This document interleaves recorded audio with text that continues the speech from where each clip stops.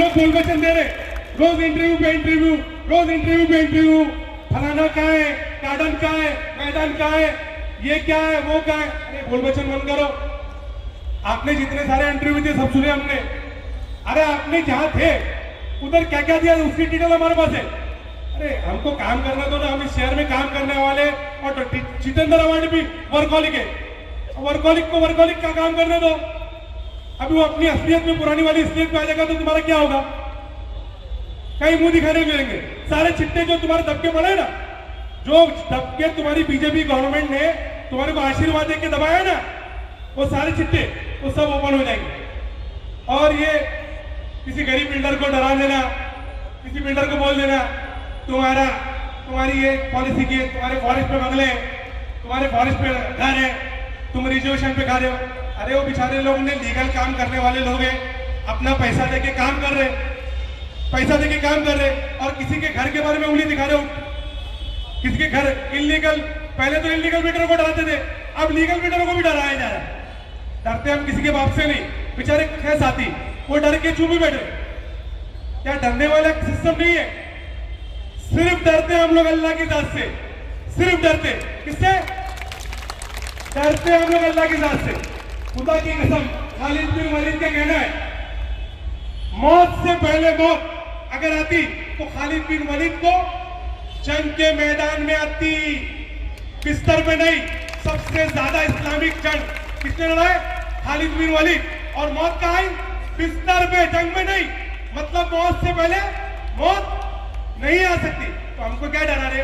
हम लोग सोच रहे जितेंद्र अवार्ड साहब के साथ में मिलकर इतना काम किया, शहर का काम करो। ये बोल वचन जितने कर रहे हो ना, अल्लाह की कसम खाता हूं, ये जितना तितिया पाछा किए ना, मैं तो जाने दो यार, थोड़ा जाने दो यार, थोड़ा जाने। एक हफ्ता स्टेशन से शुरू करेंगे और कौसा तक में मामला पे, फिर क्या होगा? अंडे मारेंगे, अंडे। मुंद्रा कौसा के लोगों से अगर अंडे नहीं बनवाए ना, तो शानू पठान मेरे बाप की औरत थी, मेरे बाप का नाम चेंज कर देना इंशाल्लाह। बड़ी बात नहीं करो, और कोई पॉलिसी नहीं करूंगा, कोई पॉलिसी नहीं, सिर्फ जो सच है वो बोलूंगा। काम करो। अवर साहब महाराष्ट्र में घूम रहे हैं, वो काम कर रहा है, मर्जिया काम कर रही है, शाकिब काम कर रहा है, शाकिब, सब लोग काम कर रहे हैं, हम नगर सब काम कर रहे हैं। ये पावर का नशा किसको दिखा रहे हो? पावर का, पावर से डरते हम लोग? कभी नहीं डरे। सबसे ज्यादा केस अवार्ड साहब पे, और उसके बाद मेरे में तो कम से कम 22 आंदोलन की अफवाह है। इसको डरा है? हम लोग क्या सोच रहे हैं? चलो जाने दो, इलेक्शन 1 महीना होता है, इलेक्शन की लड़ाई इलेक्शन में करें, इलेक्शन की लड़ाई इलेक्शन में करें। अब जब तुम, एक बात मैं आपको सामने बोल रहा हूं, और ये मीडिया भी है, सबको सुन लो, हम अमन चाहते हैं जंग के खिलाफ, हम अमन चाहते हैं जंग के खिलाफ। अगर जंग लाजमी है तो जंग ही सही। मेरे से ज्यादा जोश में किसी ने बात कर दी है, तो मुझे जोश में बात नहीं करनी पड़ेगी। लेकिन ये बात सही है कि मैंने आज तक मुमरा में आके किसी को डराया है, किसी को धमकाया है, किसी को भला बुरा कहा है, ऐसा कोई एक आदमी उठा के बता। पूरे उमरा में किसी से भी पूछ लीजिए, रात को 3:30 बजे फोन किया, 4:30 बजे फोन किया, अगर नींद में रहूं तो भी मैंने उल्टा जवाब दिया है, क्या पूछ लेता। मेरी वो आदत नहीं है, और मैं आवाम के दिल में जगह करके बैठा हूं। मैं रास्ते पे नहीं हूं कि 4-2 नेता इधर उधर हो गए तो जितेंद्र अवार्ड हिल जाएगा। नहीं, तुम्हारे दिल में मेरे लिए जगह है कि नहीं? बताओ, हाथ उठा के बताओ कि तुम्हारे मेरे दिल में मेरे लिए जगह है कि नहीं? ये पीछे देख रहा हूं, पीछे सबके हाथ अगर है तो ऊपर रखो, नहीं तो पीछे रखो।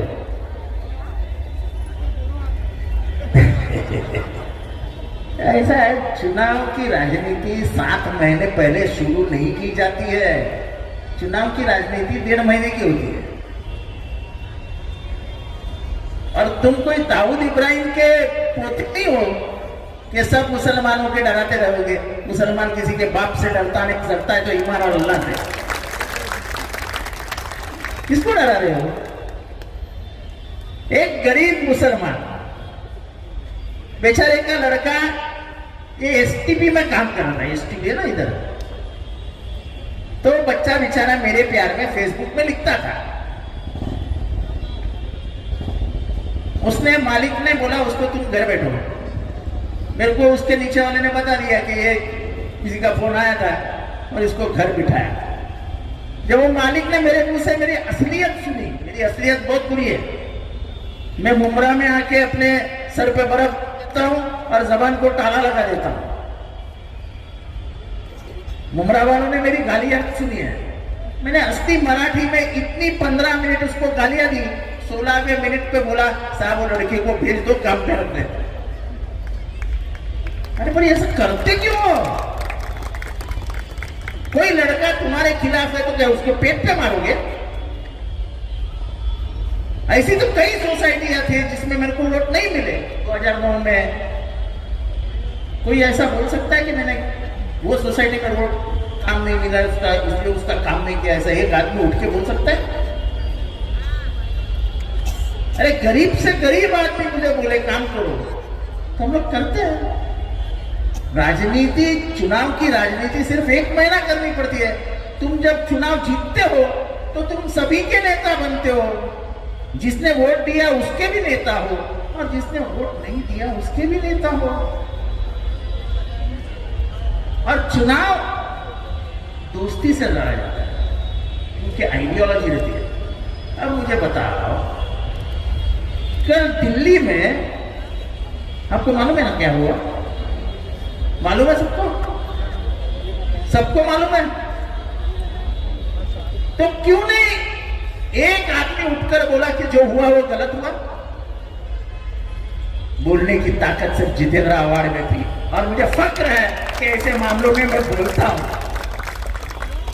गाजा हो, धर्मांतरण हो, ऐसे कोई वो रेलवे में फायरिंग हुआ, मैं बताता हूं, रेलवे में जो फायरिंग हुआ ना उसके 15 मिनट के बाद मैंने आके बोल दिया था कि इस आदमी ने जानबूझकर मुसलमानों को मारा है।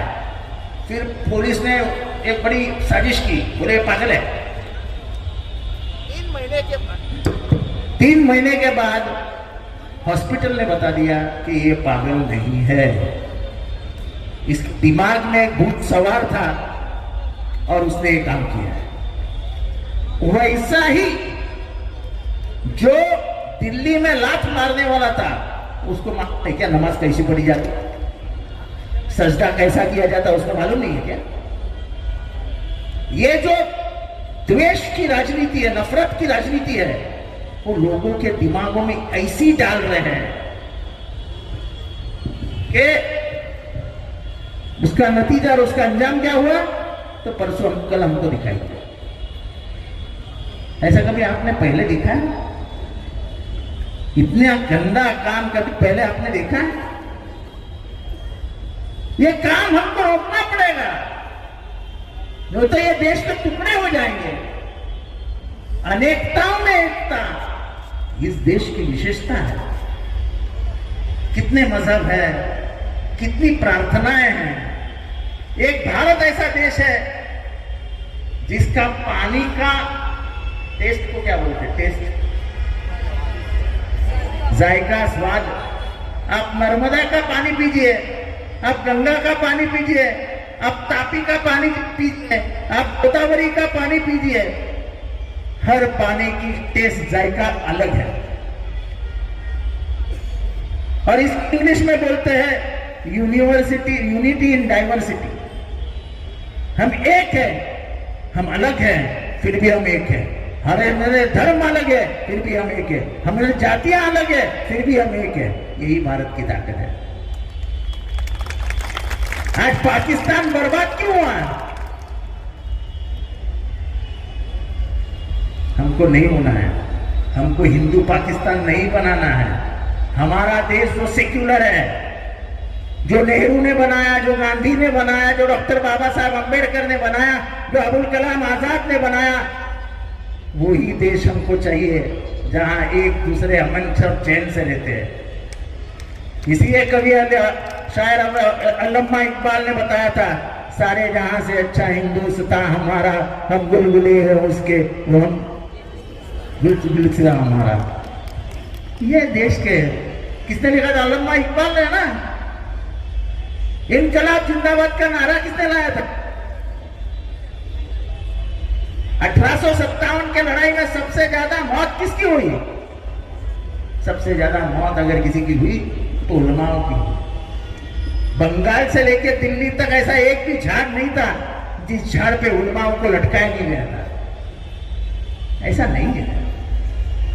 इतनी नफरत किसी के दिल में न हो, ये नफरत देश का सत्यानाश करती। और चुनाव आते ही इनको मस्ती आ जाती है। चुनाव के पहले 4.5 महीने एकदम चुप रहे थे, और चुनाव आया क्योंकि महंगाई बढ़ी हुई है। मां बहनों बताओ, महंगाई बढ़ी हुई है कि नहीं? गैस बढ़ा है कि नहीं?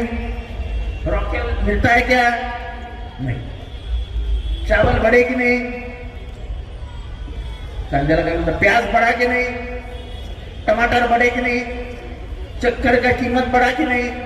अब जब महंगाई इतनी बढ़ रही है और दूसरी तरफ मर्द की तनख्वाह बढ़ रही है, वो तो दिन भर दिन कम होती जा रही है। तीसरी तरफ अपना बेटा इंजीनियर है, अपना बेटा बीए है, बीएससी है, नौकरियां मिल रही है। तो बेकारी मार रही है, महंगाई मार रही है, और ऊपर से नफरत। जमीन पे कुछ काम किया नहीं है। देश की इकोनॉमी पानी में जा रही है, पानी में। मुझे याद है सुषमा स्वराज का भाषण, उसने मनमोहन सिंह जी को कहा था, मनमोहन सिंह जी, डॉलर के तुलना में जब रुपया गिरता है तो रुपया नहीं गिरता है मनमोहन जी, देश की इज्जत गिरती है। तब डॉलर के सामने अपना रेट 61 रुपया था, और आज क्या रेट है? 84 रुपीज, 84 तो देश की इज्जत कहां गई है? इसलिए मैं ज्यादा वक्त नहीं लेता हूं। आपको भी कार बांटने आप बहुत टाइम से आए, मैं माफी चाहता हूं। थोड़ा सा काम में व्यस्त था इसलिए आ नहीं पाया। खास करके माँ बहनों की माफी चाहता हूं। और इतने लोग मिले हैं तो पहली बार रमज़ान मुबारक बोलता हूँ आपको। आने वाले दिनों में दुआओं में ज़रूर याद रखना नाम के साथ, क्योंकि बहुत बड़ी लड़ाई लड़ने जाने रहे। एक तो हमारी पार्टी की लड़ाई है, एक 84 साल का बाप जिसने पार्टी बनाई, जिसने पार्टी बड़ी की, उसको ही घर से बाहर निकाल दिया। मैं आपसे पूछना चाहता हूँ, मैंने उस बाप का साथ दिया? मैंने कोई गलत काम किया? मैं आपसे पूछना चाहता हूँ, अगर जवाब देना है तो जोर से दे। मेरे 84 साल के बाप को अगर कोई घर से बाहर निकाला और मैं उसके साथ खड़ा रहा तो मैंने गलत किया या सही किया? गद्दारी मेरे खून में नहीं है। मैं जब भी 2009, 2014, 2019 में चुन के आया, मैंने काम के सिवा इधर कुछ भी नहीं किया। ना एक इलीगल बिल्डिंग बनाई, ना किसी से पैसा लिया, ना किसी से पैसे लेके काम किया। जो भी किया प्यार से। और इसलिए 2000 अभी ये चुनाव ये आएंगे सर, मेरे को पूरा महाराष्ट्र घूमना पड़ेगा, लोगों के पास जाके भाषण देना पड़ेगा, सभी कुछ करना पड़ेगा। मुझे यकीन है कि ये इसके जैसी बहुत सारी लड़कियां और लड़के जो नौजवान हैं, शानू तो है ही, लेकिन आने वाला दौर ये मर्जिया और ऐसी लड़कियों का है। मैं भी चाहता हूं कि आप में से जो भी है, जो चाहते हैं अपनी लड़की, अगर कोई MBBS है, BE है, कोई पढ़ी लिखी है और उसको सियासत में इंटरेस्ट है, तो उसको आगे आने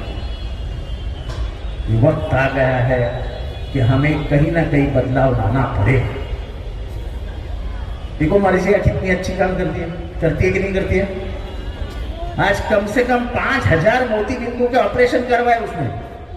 ईमानदारी से जब आदमी काम करता है ना, तब 5,000 मोतीबिंदु के ऑपरेशन होते हैं।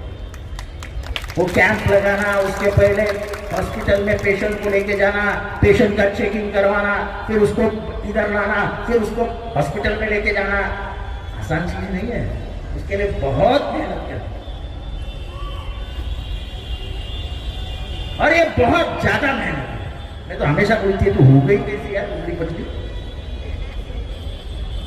सुबह देखो कचरे पे, दोपहर को देखो गटर पे, शाम को देखो कहीं ना कहीं ये लड़की काम करते हुए दिखाई। ऐसे अगर 10 लड़कियां महाराष्ट्र में आई ना मुसलमानों से, तो मुसलमानों का रूप बदल देगी रूप। मैं तो कभी लड़की और लड़के में फर्क मानता ही नहीं हूं। अगर फर्क मानता तो मेरे घर में एक ही बेटी पैदा नहीं हुई, तो एक ही बेटी है। लाखों लोगों ने कहा, अरे जितेंद्र दूसरा चांस ले ले, एक लड़की पे कैसा चलेगा, घर का नाम तो लगा, घर का नाम मेरे को रोशन करने गए, कोई दिया नहीं है। मेरा वो लड़की है, वो मेरी जान है और उसके ऊपर ही मेरी जान रहेगी, बस खत्म। मैं लड़की और लड़के में फर्क मानता ही नहीं।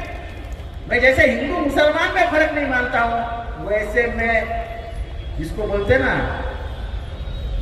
इंग्लिश में एक लफ्ज है लिंगुअल, यानी मर्द और औरत, ये फर्क मैं मानता नहीं हूं। मेरा तो बोलना यह है कि औरत सबसे ज्यादा ताकतवान रहती है, औरत सबसे ज्यादा डेरिंगबाज रहती है।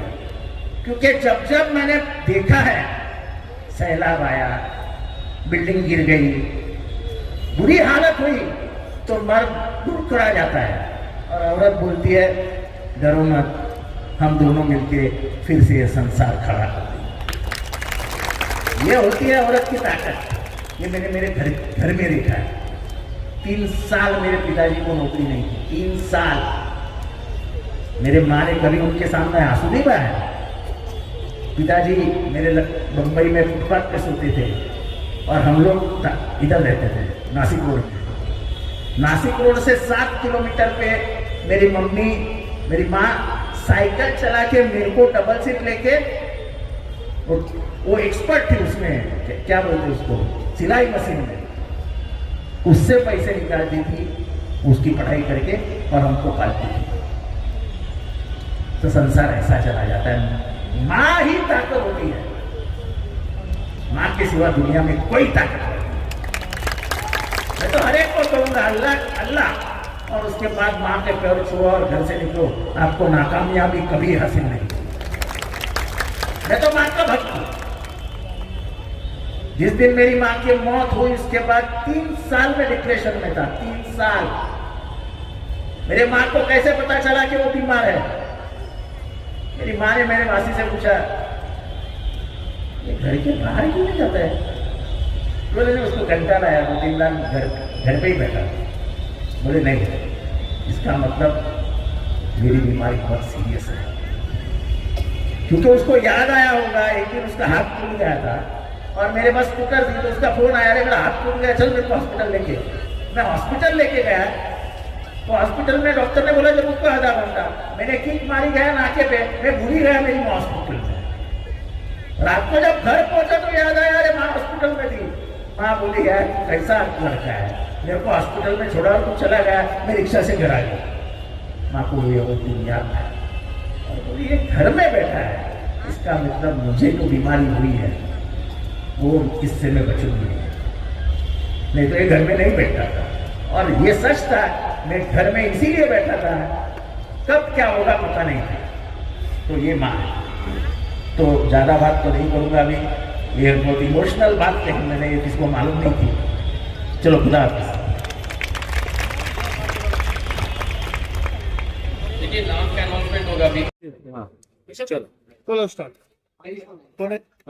चलो साजिद। देखिए आयुष्मान जी, आज यहाँ पर आप मेगा कैंप का आज कार्ड वाटअप कर रहे हो, कितने लोगों को आज यहाँ पर कार्ड देने वाले हो? आयुष्मान कार्ड है, वोटर आईडी कार्ड तो नहीं है यहाँ पर, इलेक्शन कार्ड है, और क्या कहना चाहेंगे, कितने लोगों को कार्ड है? लोगों ने पिछले कुछ टाइम पहले, आपको पता शेख होगा, अली। आए भी थे, हम लोगों ने शेख एक अली। मेगा कैंप किया था जिसमें आयुष्मान भारत कार्ड, जिससे आपको मेडिकल क्लेम मिलता है अप टू सरफराज जैनुल वो करवाया था। आबिदीन। साथ में वोटर सरफराज जैनुल आबिदीन। फॉर्म्स करवाए थे, आधार कार्ड करवाए थे लोगों के, सीनियर सिटीजन कार्ड्स करवाए थे। यहाँ पे हम सीनियर सिटीजन कार्ड और सिद्दीकी आयुष्मान अक्सा भारत नाज। के कार्ड्स बांट रहे हैं सिद्दीकी लोगों अक्सा को। नाज। बस आधार कार्ड बाई पोस्ट घर पे पहुंच जाता है directly। हम हमारे थ्रू पॉसिबल नहीं हो पाता है। और रही बात वोटिंग आईडी की, तो वोटर आईडी भी उन तक पहुंचता है। शाह हमारे पास कुछ आए हुए बट सारे एक साथ आएंगे तो हम एक साथ कर देंगे वोटर ID। और रही बात आयुष्मान भारत की, तो वो हमारे पास पूरे आ चुके थे। हमने कुछ 1500 आयुष्मान भारत बनवाए थे। हमने कुछ को स्लॉट वाइज में, क्योंकि रमजान आने वाला है तो इसके पहले हमको उसको बांट देना था। तो आज हम लोग यहाँ पर 1000 कार्ड्स जो है वो बांट रहे हैं। उसके अलावा हम सीनियर सिटीजन के कार्ड्स भी बांट रहे हैं। अवार्ड साहब भी आए थे, क्या कहा उन्होंने? आपकी सराहना बहुत की। वो तो उन्होंने सारे आपको बताया ऑफकोर्स कि डॉक्यूमेंट कितना इम्पोर्टेंट है, हर भारतीय नागरिक के लिए डॉक्यूमेंट कितना इम्पोर्टेंट है। और मुमरा जैसे शहर के लिए बहुत ही ज्यादा इम्पोर्टेंट है डॉक्यूमेंटेशन, राइट होना। जैसे कि आधार कार्ड, हमने आधार कार्ड का हम हर 2 महीने में आधार कार्ड का कैंप लगाते हैं, क्योंकि अभी जो सारी चीजें टाइम टू टाइम हमको सेंट्रल गवर्नमेंट की तरफ से देखने के लिए मिलेंगी, हमें अपने वजूद पर सवाल उठाए जाएंगे। तो उसके लिए हम ऑफ कोर्स उस पर क्रिप नहीं कर सकते, उस पर रो के नहीं बैठ सकते, but of course we have to be prepared for it. और प्रिपेयर कैसे होंगे? आपके लीडर्स, आपके लोग अगर आपको सराहना करेंगे तो ही हमारी आवाम उसका फायदा उठा सकेगी। हमारी आवाम को गाइडेंस की बहुत जरूरत है। हम यही कोशिश करते हैं कि हम हर 2 महीने में डॉक्यूमेंटेशन के लिए गाइड कर सके। और ऐसे जो असुविधाएं आयुष्मान जैसे कार्ड जैसे वो सुविधाएं भी उन तक पहुंचाने की कोशिश की जाए। तो शानू भाई ने कहा कि सीनियर सिटीजन कार्ड भी लगने वाला है उसका। 60 साल के ऊपर, वो भी कोशिश हम लोग कर रहे हैं लाने की। सीनियर सिटीजन दिए हमने, पेंशन पेंशन इसका उसकी भी कोशिश जारी है। Senior citizen time to time करते ही रहते हैं। अभी भी हमारे पास यहाँ पे 150 सीनियर सिटीजन कार्ड। पेंशन अगर आ जाएगा तो बहुत बड़ी उनको। मुझे जो यहाँ पे वो एक बड़ा सवाल है एजुकेशन का, जो वाले साहब ने सानू पठान को बताया कि एजुकेशन में कुछ मोदी सरकार ने आरटीआई के कुछ गवर्नमेंट के स्कीम बंद कर दिए गए, और ऐसे कितने तबके के बच्चे हैं, फैमिली है, जो वो बच्चों को पढ़ा नहीं सकते आगे। जी, वो GR आया है जिसमें RTE जो राइट टू एजुकेशन के तहत लोग प्राइवेट स्कूल्स में भी करा पाते थे। तो अब 1 किलोमीटर के अंदर आपको जो गवर्नमेंट रजिस्टर्ड स्कूल्स हैं, गवर्नमेंट स्कूल्स में आपको करवाना पड़ेगा आपके बच्चे का दाखिला। अब आप बताइए मुमरा कौसा में सीट कितनी है गवर्नमेंट स्कूल्स के पास के बच्चे जा पाए। एंड मोस्टली ऐसी सब जगहों पे हमारे मतलब मुमरा कौसा में तो कैसे मोस्टली उर्दू स्कूल्स हैं और स्टेट लैंग्वेज है मराठी स्कूल्स है। इंग्लिश मीडियम गवर्नमेंट अगर है तो वो बहुत कम सीट्स है। तो कैसे लोगों का भला होगा और लोग कैसे RT के तहत जो राइट टू एजुकेशन है इसका फायदा कैसे उठाएंगे? मराठी